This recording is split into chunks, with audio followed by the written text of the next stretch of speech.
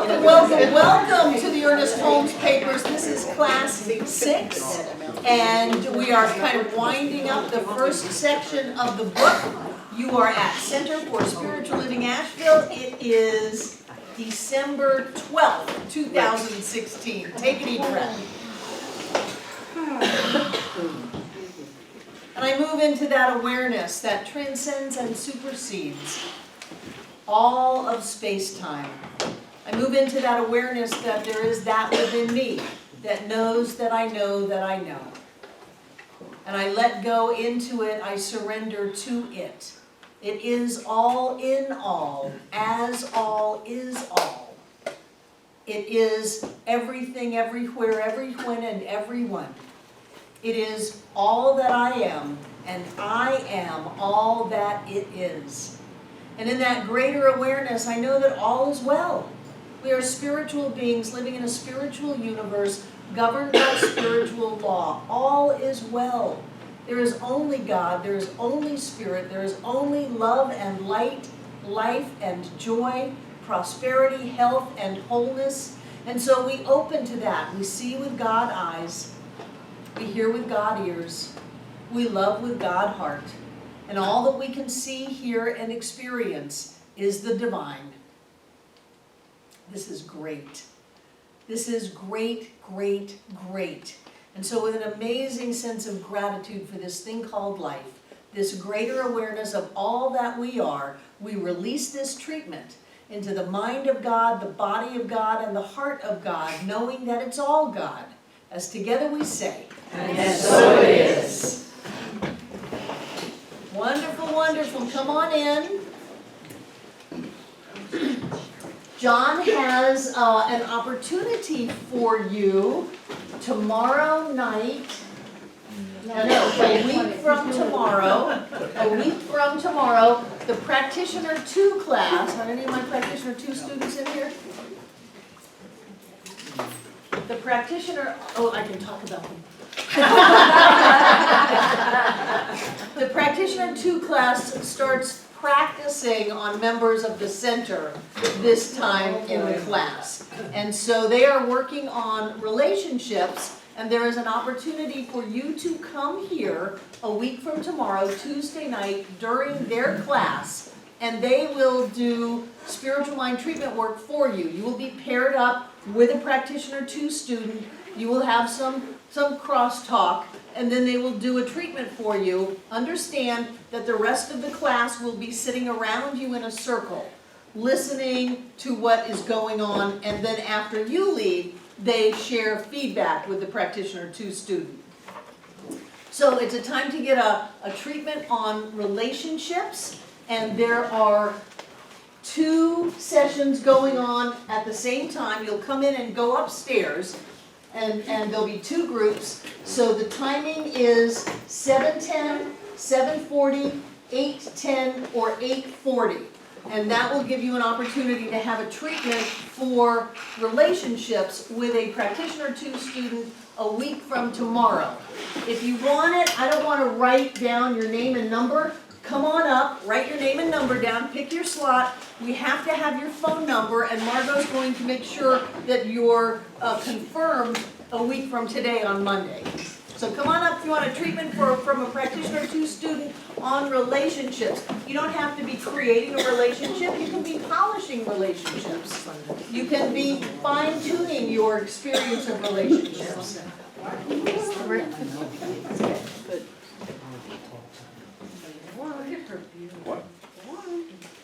What else was I going to talk to you about? While they're signing up, how many of you park in the main parking lot and climb up the stairs?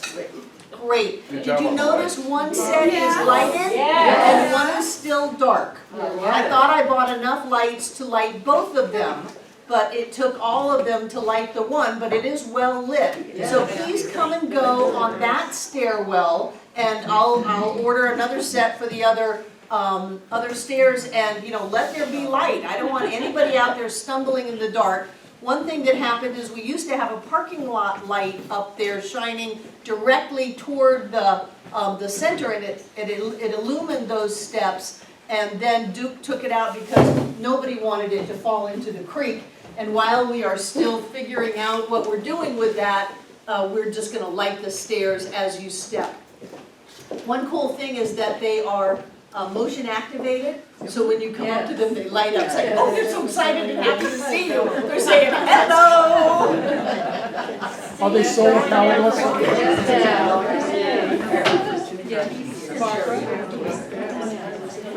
Barbara, are they solar powered? Yes, they're solar powered, motion activated, and they're bright. Where'd you get them? Amazon. I get everything from Amazon. I just Googled, well, I went to Home Depot and they were $29 for one stick in the ground solar powered light, $29 for one light. Okay. They really went up because I went to buy some last week. So I don't know why, but that's what they were at Home Depot, so I elected not to do that and went online and got some that you just screw into the wood, since we have that lovely retaining wall up there. And what were they priced? They were $39 for four. Oh. It's called UR something. I kinda like the name. 39 for four. You screw them into the wood, you charge them for a couple of days, and stick a little pokey thing in there that turns them on, and you're good to go. Nice, that's a Yeah, good deal. Amazon's great. I'm a big proponent of Amazon Prime. Me too. Yes. Okay, you good? It's on the ledge. It's on the ledge, right by the. Thanks, Dinah. Thank you. Okay, so we've got, if anyone would like to be an alternate, so that if someone cancels, the group doesn't just sit there. You may or may not be called. Does anyone want to be an alternate? Terry?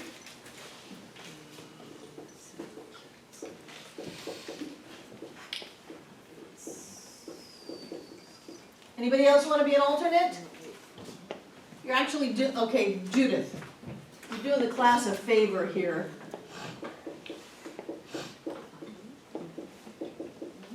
Okay, now watch this, I'm just feeling so techie. Take a picture. I'm gonna take a picture, text it to John, and then get my board back.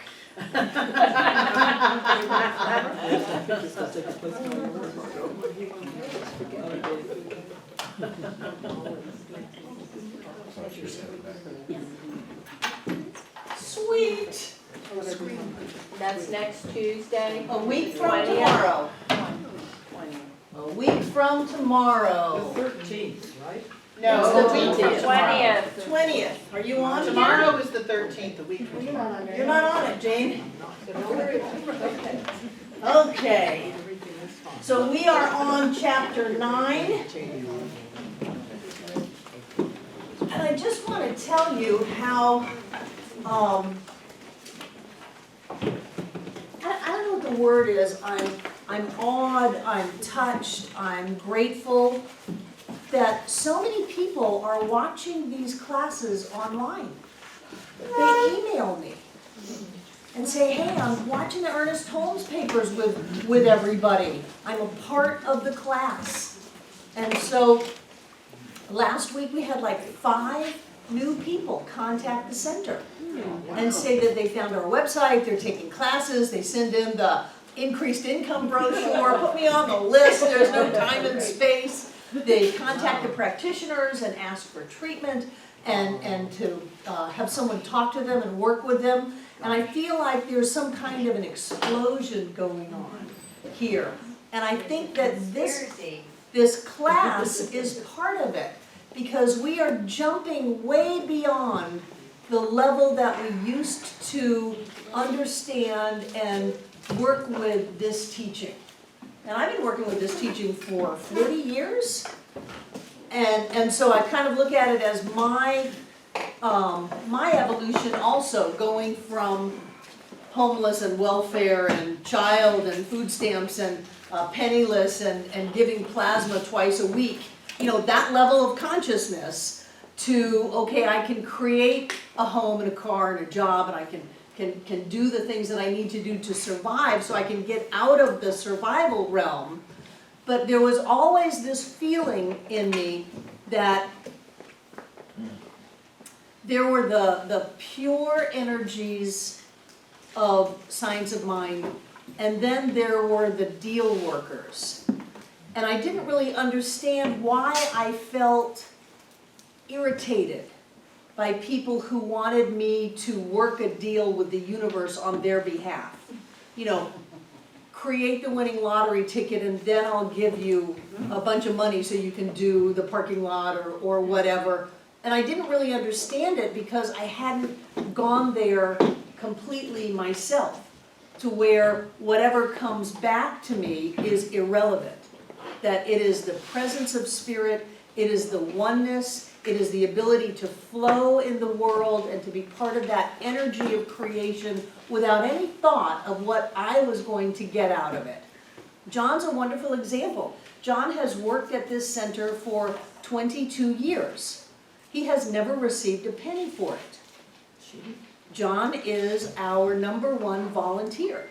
He gets an office, he gets a lot of perks, he gets to speak, but he has not received a salary for it, and he doesn't want a salary for it. He wants the opportunity to be a part of something that is changing the world.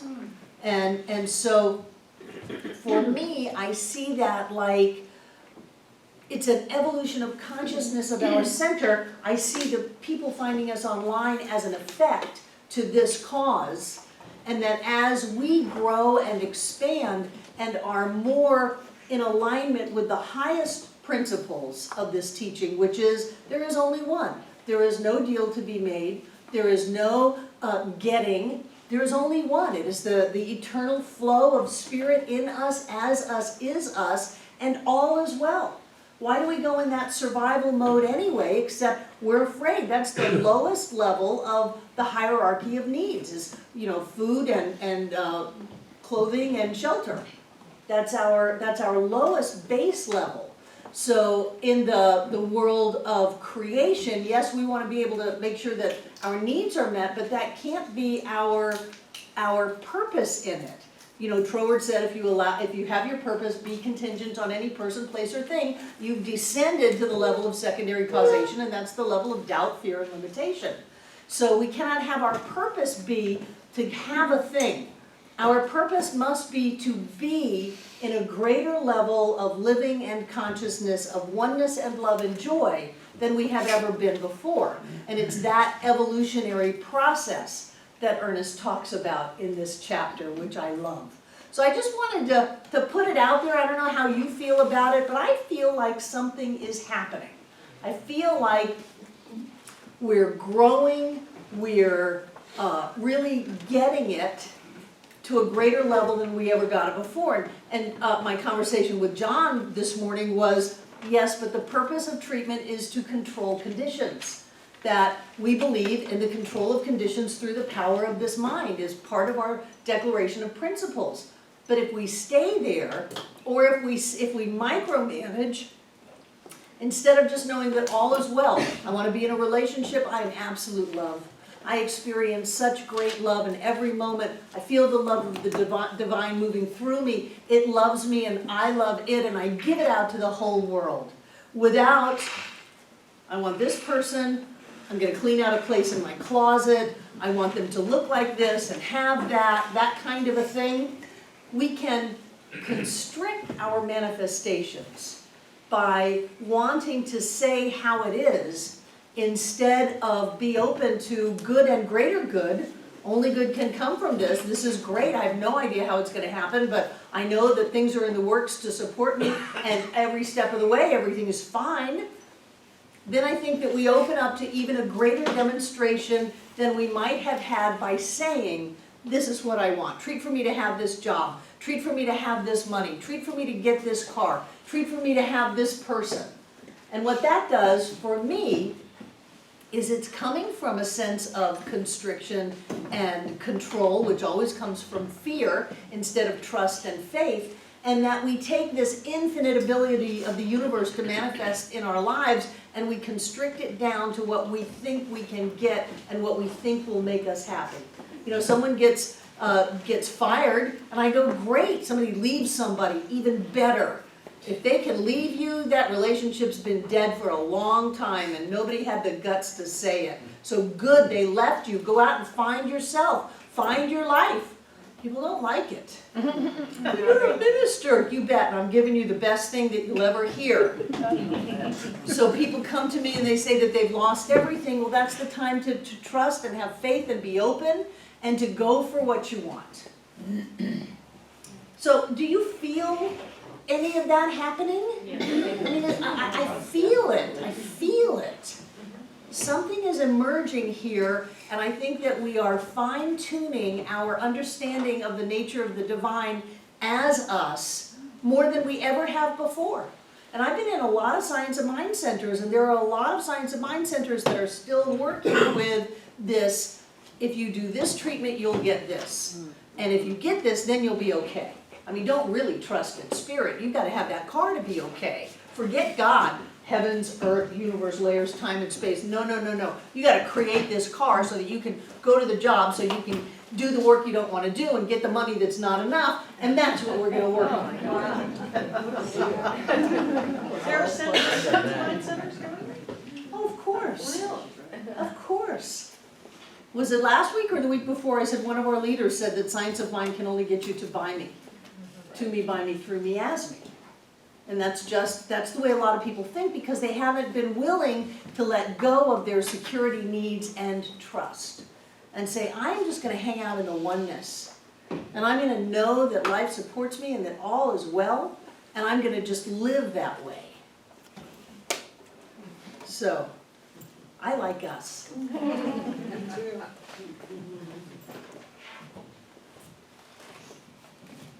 Barbara, is our class live, or is it aired the following week on No, it usually goes on YouTube on Tuesday or Wednesday. Tuesday or Wednesday? Yes. Okay, But thank no, you. it's not live. A lot of people who are watching it are on the other side of the world.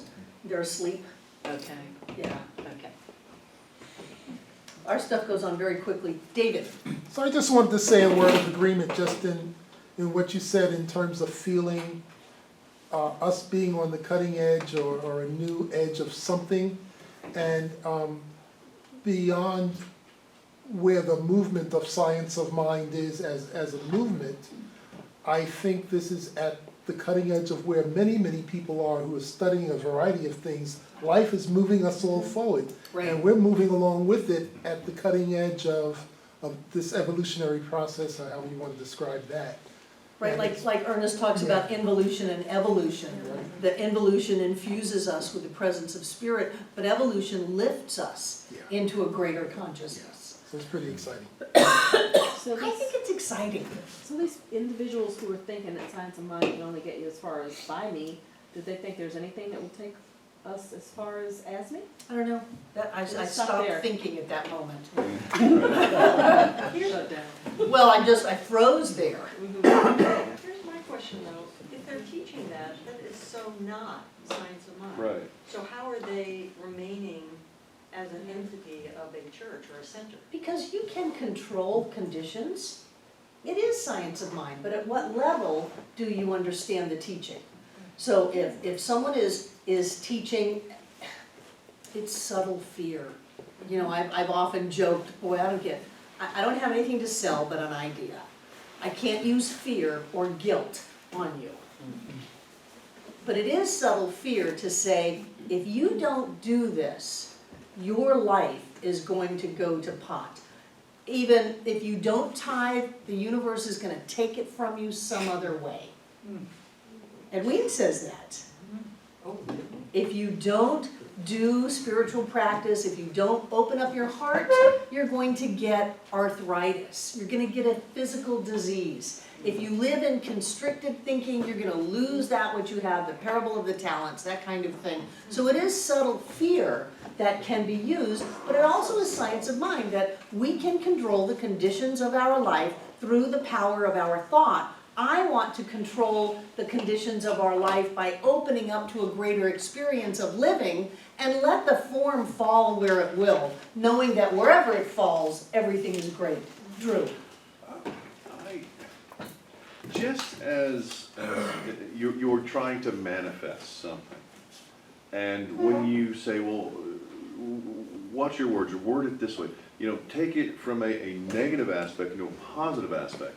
They're still teaching in the more negative, and hasn't brought it to the more positive, because the way I see it, and it's like, wait a minute, you can't get to here, you can only get to this step. Well, that's not only, it's limiting belief, it's subtle fear, and that's what you're taught to remove from your words and your presence, to be able to, and it's like, yeah, we are on this side of it, and yes, it is more fun, but to hear those and those other people say that, it's like, that's their level of perception of it.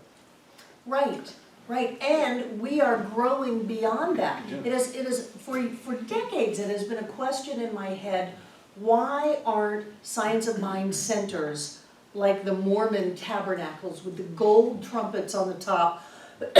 Why, even Christian Science churches are all paid for before the first person walks in the door.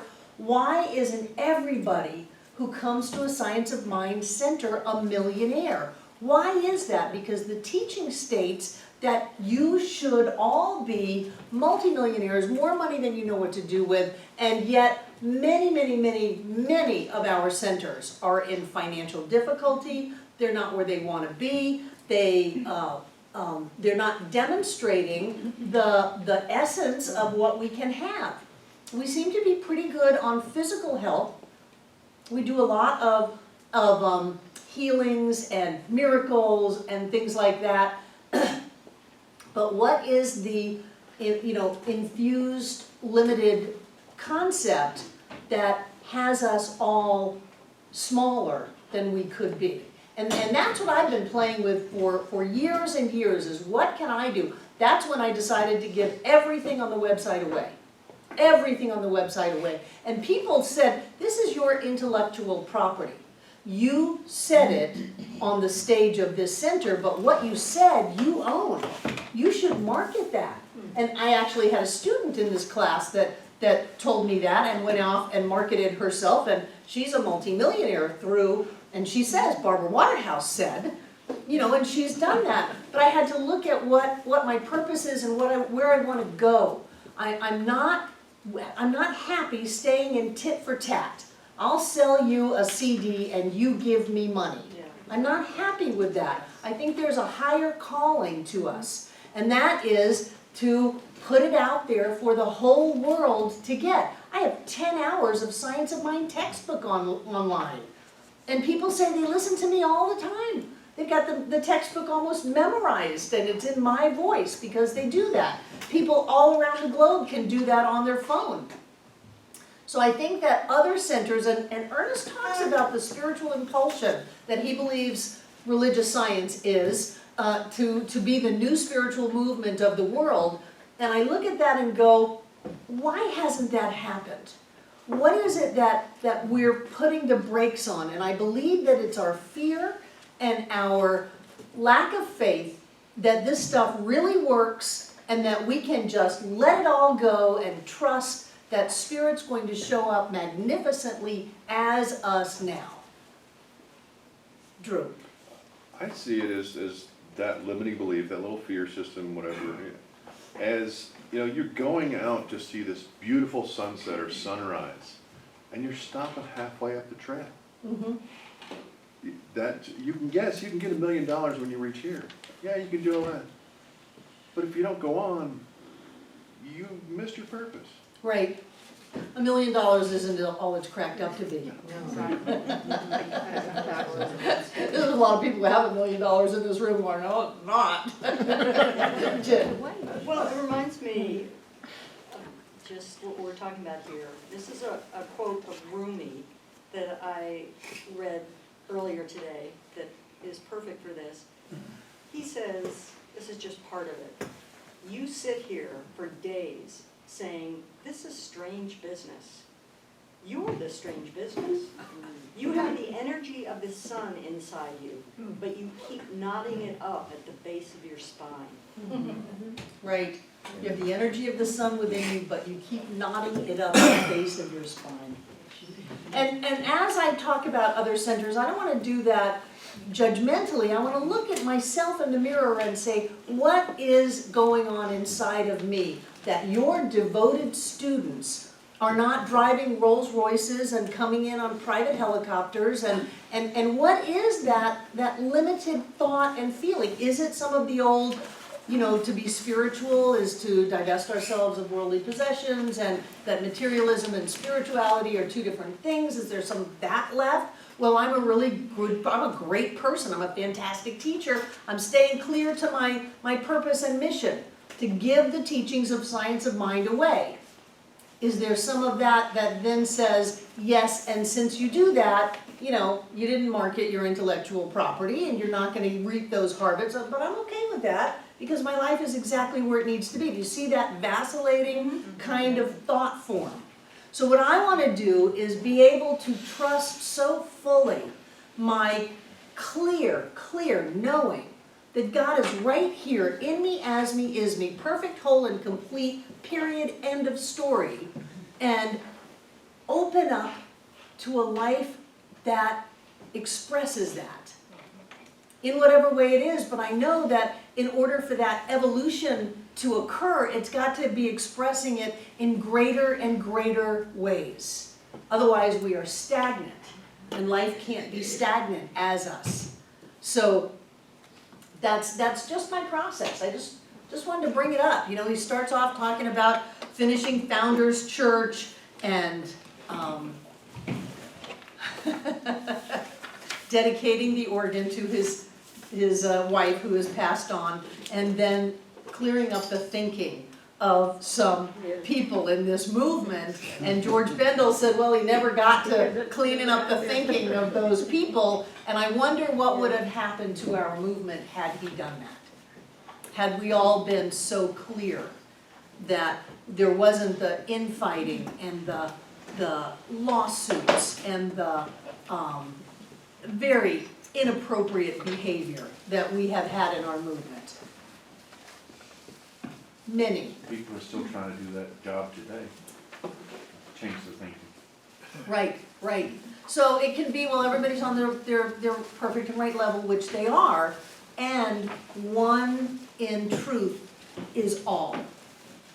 So that's just where we're playing. We've got one more class before the break, and then we're gonna break for a couple of weeks. So just let yourself think about that. What is it in you? What is it in me? What is it in us that is still holding on to playing small? Because I feel like there is an immersion, an impulsion, a rising up that is not about small going on. I just feel it. I don't know what it is. I don't know what's going to happen, but I feel something's going on. Sue. I'm feeling that very strongly on a personal level lately. If someone's goal is to make a difference in the world, when you talk about giving it away, or I could have gotten all this money for it, I don't know how you could put a price tag on it where some people can't afford it. I think anyone who shows up and responds to what you're saying should be hearing it. Exactly. And should not have to pay for it. And, people talk about, well, you're giving it away and you gotta keep the lights on and there's a practicality. Well, the lights stay on when you do that. Right, they do. Somehow the lights stay on. They do, and the faith and the trust grows. Yeah. And I think that's what we're doing, is we're growing faith and we're growing trust. We're letting go of our security needs and we're moving into higher levels of consciousness. And when we do that, we go to the oneness. We go straight to spirit and don't worry about the details, and then the details unfold in different ways probably than we would have orchestrated it.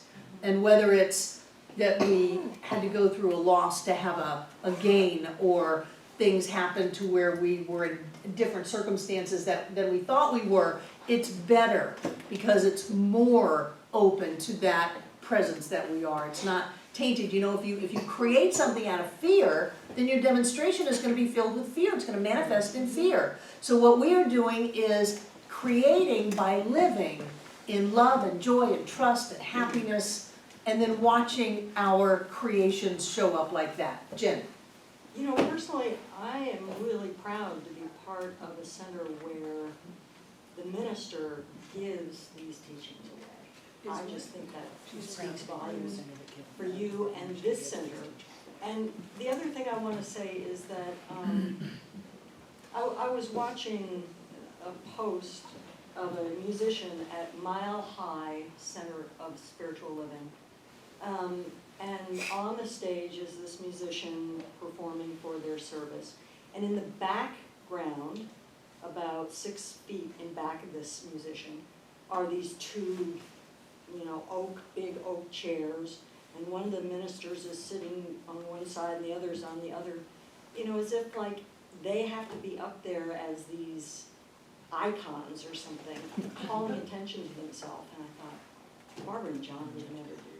And I love that. Right, we've tried very hard not to even be Reverend Barbara, Dr. Barbara, Dr. John, that we've tried not to go there because we're either all in this together or we're not. That everybody is the same or we're not, that it's all a lie. Darcy. I would not be a part of this center if you and John didn't walk the walk and talk the talk. That's so important to me, because how can you believe in something that's being taught if somebody's not 100% sincere about it? I mean, there's no way I could follow the teachings if you weren't exemplifying the teachings themselves. Thank you. And just one other thing, I was gonna bring it up a week ago Sunday, but it didn't happen. Just so you know, we are letting go of our treatment for freedom. Because in my self-examination, the reason I wrote it was to pay off the mortgages. Right. And so it feels very open and free, and then we're paying off the mortgages and I kind of come crashing down, and then we go back up again. And so it's fine, it's done a great job. We're looking at putting close to $100,000 on principal this year.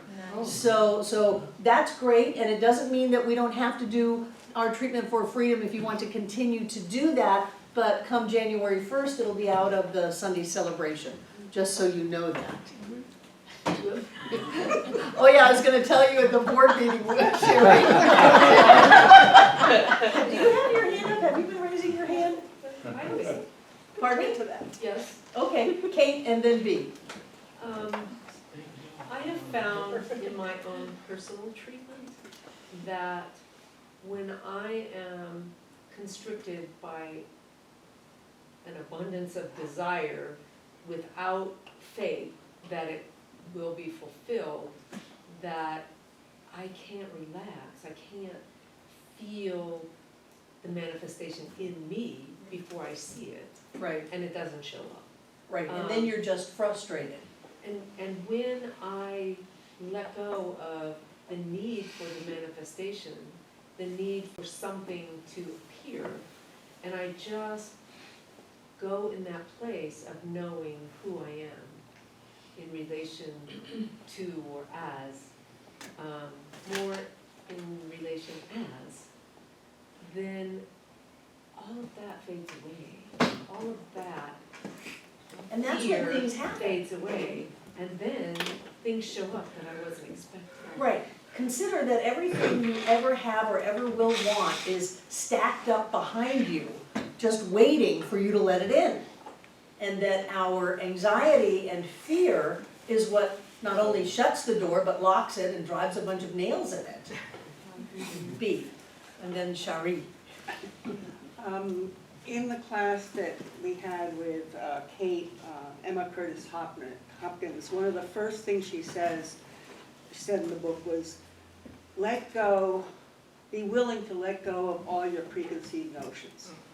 And that really, really struck with me, And since that class, going through that class and going into this one, it's sort of been an underlying theme in me is stop my judgment, stop my I remember, I know, yes, I understand because I knew it before, and really try to come in as a beginner, as a I know nothing.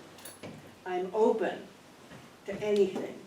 And then the greatest part was, I read an article, which is a big painting of Moses taking his sandals off when he gets to the burning bush. And that is the symbolism of taking your shoes off is getting rid of all your preconceived notions. I just about died when I saw this. I All wanted those to share ashrams that I with took my everybody. shoes off for, I didn't know other than they didn't want the floor dirty. Sorry. Barbara, when you were talking about, you know, we can treat for specifics, but still be open to what the universe brings, so be careful about what you treat for, and, No, I didn't say that. well, that's what I heard. Be careful for what you treat for is fear-based. If you're treating in the absolute, if you're treating for the qualities of spirit, there's nothing to be afraid of. Exactly. Okay, I forgot that part. And I forgot it because I'm just hearing it again. And so what I treated for was who I wanted. And I got that person. And it was the most awful relationship because, I mean, the paper was only so big and I couldn't treat for things like common sense and I limited, I don't know what to say, I limited what I treated for. Right, and so you got a limited relationship. Yes. Yes, so if you be the change you want to see in the world, be the person you want to be in relationship with. Someone's not going to come into your life and make you happy, you got to be happy, and then you'll attract a happy person. Someone's not going to come in your life and make you laugh, you've got to laugh, and then you'll create someone who laughs. So it's a different, and I have never known anyone who treated for a person and got that person and was happy with it. One of my students in Miami, I told them not to do it, and they wouldn't listen to me. Oh, they were sure this was the right person. And the end of that story was the sheriff department shotgun, and it was not good. And I told him, don't do that. But everybody's on their own path and they have to do what they're gonna do. I need to be, this center needs what I would like to see is this center to be the pinnacle of what we can do. And I don't need a chair on the stage, and I don't need 1 million people in the room to touch 1 million people. But we can do something that is so clear and so transformative that we are what I want every Science of Mind center in the world to be. So it's, be the change you want to see. So I think that's what we're doing in this class. And that's the reason I brought the conversation up, is something's happening here. We are getting clear in a way we've never gotten clear before. We are looking at this teaching from a level that we have not looked at it before. I mean, I have practitioners that have come and gone that would be lost in this class. That the whole purpose of them being a practitioner was to make things happen in people's lives, and that was me. I was their teacher. That's as far as I took them. And we are going much, much farther, and because we have already gone farther, they had to leave years ago. I'm not your call from the jail cell. My practitioners. Judith, and then Mandy, and then Morgan. When I stopped treating for a certain monetary amount, I ended up getting an extra $8,000. Yes, yes, because you moved into trust on the support of life, and that you were loved and supported and connected, and everything was going to be fine no matter what happened. Mandy. I didn't mean to have my hand up. Oh, okay, I thought you had your hand up. I was doing something with my hair. Can I talk about you? Sure. Did you treat for Dan specifically? Uh-uh. Didn't you get a wonderful man? Yes, yes. Morgan. My question about not being so specific. Is that what he means by how to think abstractly? He mentions it in the book about thinking, few people know how to think abstractly. Well, few people know how to think that doesn't have something hard and fast in front of them. Like, you need to know that you go where you want to go, do what you want to do, you are who you want to be, and all is well. Most people can't do that until they can hold it in their hands. You know, you don't believe it when you see it, you see it. I'm sorry, you don't see it. Believing is seeing. You see it when you believe it. You see it when you believe it. No. Yes. Yes, well, most people wait until they can see it, and then they believe it. What we do is say, believe it first, and then you will see it. Whichever one that fit in. That's very abstract. This is a highly intuitive teaching, because it tells you that none of this is real. You know, Abraham Hicks says this is old news.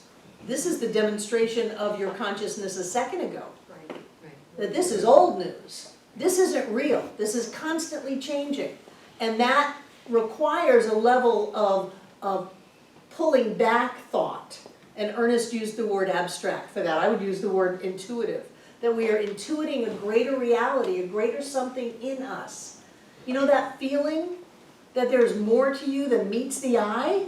That you get? That something's going on? That's very intuitive. Any other questions? Wonderful. I love this chapter. I did. And I loved what he said about M. Curtis Hopkins B, where her question was, where is your vision set? And Jesus said, what went ye forth to see? And I think about that. When you are moving into a situation, where is your vision set? Because you're going to get what you look for. What are you going forth to see? When you get up in the morning, what kind of a day are you going forth to have? That's the day you'll have. And so it's important to question yourself and to watch yourself and go, what am I putting out there? Because whatever I'm putting out there, I'm going to walk into, and that's what's going to greet me, what I put there. It's not something that is just arbitrary. I put my life here, and then I walk into my life and go, wow, look at this. It's either great or it's not great. But the only thing I'm getting is the me that I put in my life. So where's your vision set? What are you looking for? Whatever you look for, you will find. What are you going forth to see? And I've done that. Sometimes I need to be just left alone. It's like, I don't want to talk to a salesperson in a store, because the thing that I'm looking for them, the easiest thing in their day is to tell me they don't have it. So, can I help you? No, I really don't think that you can. I just need a minute. And then I focus on what it is I want, and I look for it. I don't see anything else in the store but it. And often I'll find it. And if I don't find it, it's okay. I'm not hooked on it. I don't have anxiety about it. I know that this or something better, you know, probably the time I spent here kept me out of an accident somewhere, because I have legions of angels guiding and directing my every step. I'm always safe and loved and in joy, and I walk out and I'm good. Yeah. But what do I put forth to see? What do we put forth to see in other people? When we see someone, what are we seeing? Because they're going to give us what we're expecting from them. Jen? You know, speaking of what we're seeing in other people, on this quest that I've been on for the last couple of weeks that I've talked about here, the oneness thing, you know, we are all one, and making it real, very real, instead of just an idea in my head. So the other day, I'm at my place of employment at the gym, and because of the new membership, it's getting really crowded in there. And I found myself thinking, Jesus, these people just get the hell out of here, or go home, you know. And I caught myself right away. And I went to this place of oneness. They are me, I am them, we are all one. And in just a half a second, it all changed. Right. For the rest of the day. If you hadn't have changed that, you would have had to leave. you would have been the one that had to get out of there. Yeah. The quickest way to get yourself out of a job or a relationship or a center is to wish someone else would get the hell out of there. And then you're the one that has to leave. It was just amazing to me, the power of that to change reality. Right. And then, so now I've been using it all the time, like if I'm in traffic, anytime I'm on the road, because I have a tendency to, I'm from New York, so we drive a little differently there. And I use that all the time, and it's like, it's amazing. Thank you for reminding me how patient I am. How generous I am. You know, my mantra is if you have an opportunity to be generous, take it. You're not taking it for whoever you're being generous towards, you're taking it for you. Good. Kate. You said that, that you felt something was changing. And I really felt that on Sunday. I felt that when John did what he did, that was so powerful. And at first I thought, oh wow, this kind of reminds me of Catholic Church when I was growing up. But then it went beyond that. And then I went to grow. And what Alyssa had set up for that day was transformative. And I had considered not even going, but I'm glad that I did. And then when I got home, I sent a text to each of my children saying, giving that blessing that John, and when I got back, it blew me out of the water. And I'm thinking, wow, so every person I met today, not out loud to them, but in my heart, I gave that blessing. And the people, the response from the clerk in the store and the woman I hike with, and it was like, I was in a different space and so were they. Right. And there was, I mean, we hiked 6 miles today and we're both going, really? And then we looked Filled with energy. and then we looked at our clock and we said, oh yeah, that much time has passed.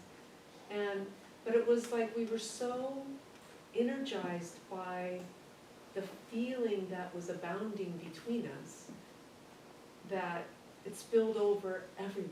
And isn't that the life you want to live? Yes. That's the life we all want to live. And it doesn't come from things, but things come with it. That's the fascinating part to me, is that no one is spiritually connected and starving to death. It doesn't happen.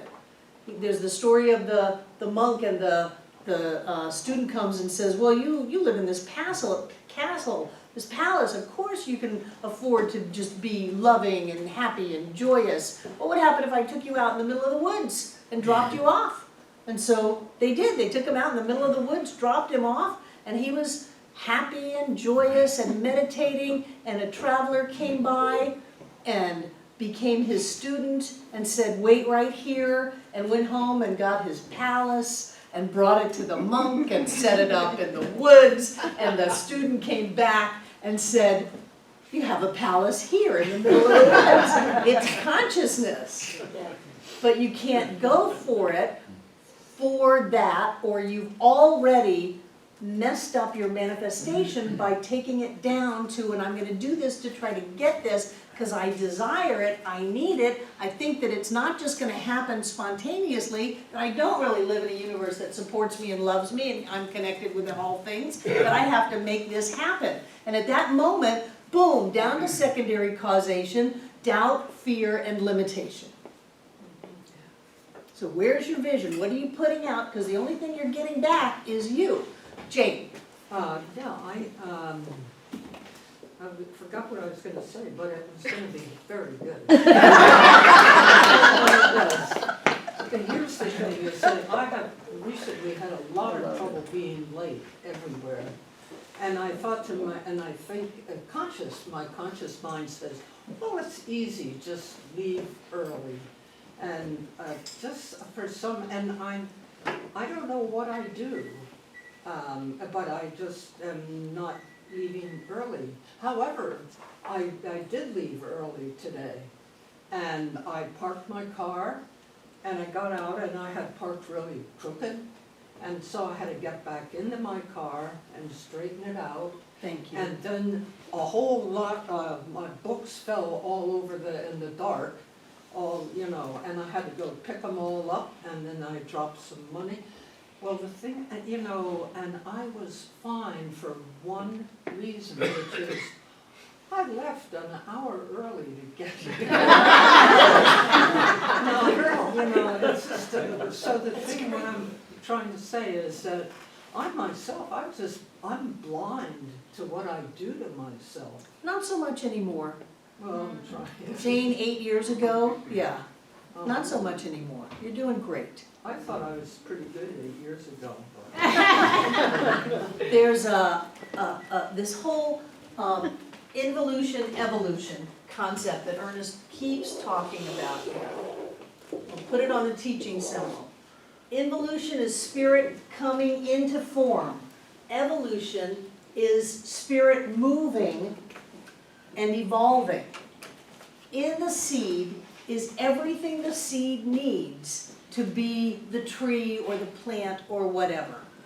In us is everything that we need to be the spirit that we are. But not only that, there is an energy that pours into us. I bet you have felt it. You can feel it coming in. But also, there is something which lifts us back up, back up, back up, growing, expanding, evolving in consciousness into a greater and greater level of awareness of who we already are. The seed doesn't have to become aware of the oak tree. It just has to do what seeds do. We don't have to try to become more spiritual. We just allow ourselves to open up to the seed of the divine. I don't like that languaging, but in that inherent within us is everything that we need to demonstrate the fullness of our being. But there's also something that lifts us and pulls us. And we talked last week about this personalness of spirit. That yes, it's law and it's dependable and you can map it out, but there is a personal presence of spirit also.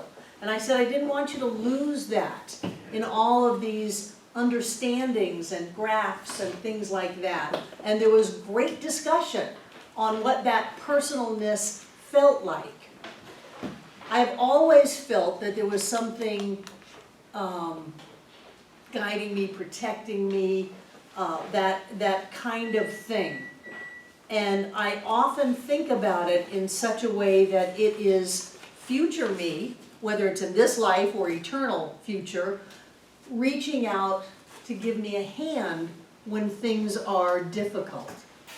And so whether or not that's the way that it is, or whether it's just the nature of the divine to bring us forth into greater and greater levels of livingness, there is that which lifts us.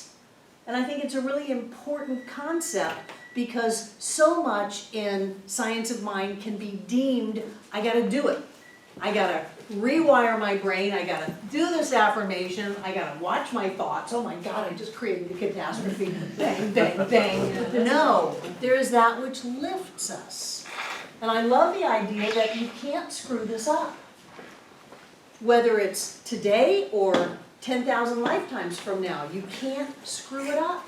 That there is that which brings us up, that which reaches down, I don't like the languaging, and brings us. That when we have desires of, I want to experience more peace, more love, more joy, I know that there's something inside of me which is bigger than what I'm acting out in my life, and I want that. There is that lifting of us in consciousness. And I don't know if anybody's ever felt that. I remember once in my early 20s, and it was one of the many times I was going off drugs.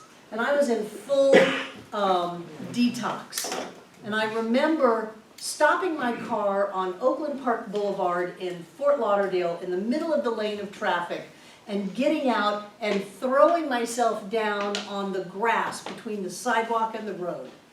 And I swear there were arms that came up from the ground and wrapped around me and held me with a non-verbal assurance that everything was going to be okay. And to me, that is as real as anything I ever experienced out here. And so you don't need to put yourself in such dire straits, but you can open to that. It's not, we're so afraid of being dualistic here. It's not asking an outside God to intervene on your behalf. It's knowing that there is already within you the fulfillment of this amazing life of love and joy, and that it's not all about our conscious mind, it's about opening to that presence and allowing that presence to lift us up out of whatever we happen to be in into a greater reality. And sometimes it's, I love you, I bless you, and I know that you are perfect, and being willing to give that out. John was adamant when he came back that he was going to do this blessing. And I said, well, that's great, but you can't do a talk and the blessing. There's going to be 200 people in the room. So he did the talk and the blessing.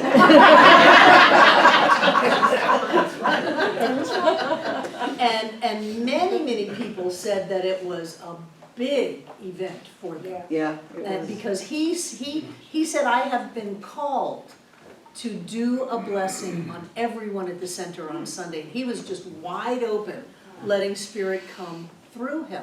And I think that there is that we all share, that is the oneness that lifts us. And I want you to get that you get to be lifted.